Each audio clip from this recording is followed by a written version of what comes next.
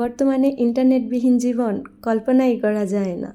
ছোট বড় বাচ্চা সবার কাছে মোবাইল। তো এই ইন্টারনেটবিহীন সময়টা কিভাবে কাটিয়েছি তাই থাকছে আজকের ব্লগে। হ্যালো এভরিওয়ান, আসসালামু আলাইকুম, কেমন আছেন সবাই?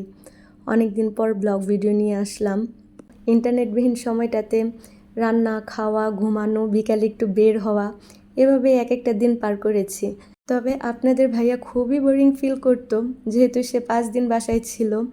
আর আমি যেহেতু দীর্ঘ একটানা 6 মাস বেড রেস্টে ছিলাম, সেজন্য আমি মোবাইলের প্রতি ভালোই ইনভলভ ছিলাম।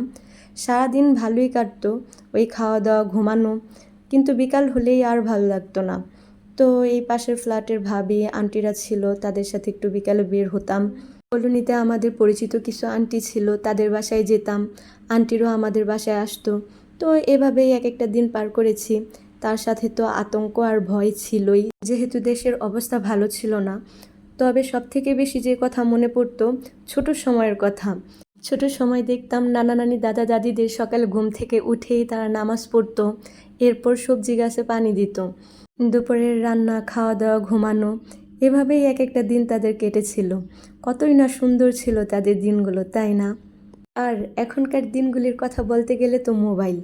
ছোট বড় বাচ্চা সবার হাতে মোবাইল। সময় কাটানোর অন্যতম মাধ্যম হচ্ছে মোবাইল।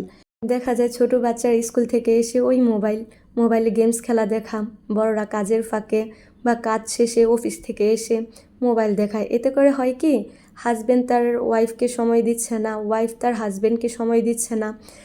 এই ইন্টারনেটবিহীন সময়টাতে আমার মনে হয় সবাই সবার দিক থেকে তাদের ফ্যামিলিকে সময় দিয়েছেন।